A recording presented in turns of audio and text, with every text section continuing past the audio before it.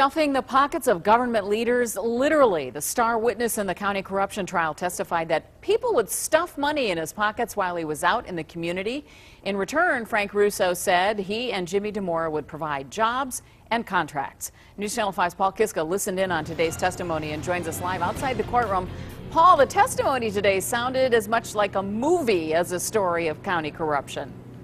And Lee, that speaks to the part of this where it became so brazen, the alleged bribery, that it just started to take place in the wide open, no longer behind closed doors, allegedly.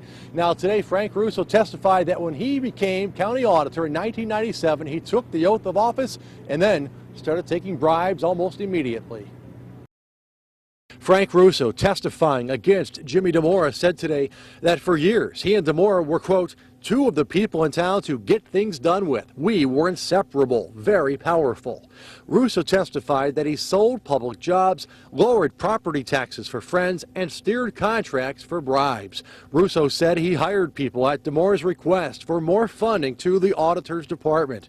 Russo said he took bribes from 1998 to 2008 for $1.5 million and shared some of the money with allies.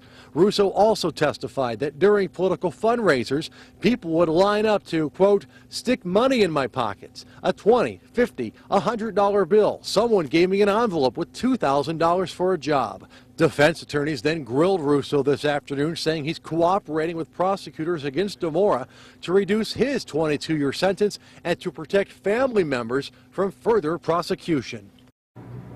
All right, Frank Russo is finished on the witness stand for this case for now. Now, an interesting note to this trial, there's an IRS agent in the courtroom. Every day, she is taking detailed notes. She's keeping track of every single alleged cash bribe, every gift, all of the work done at DeMora's house.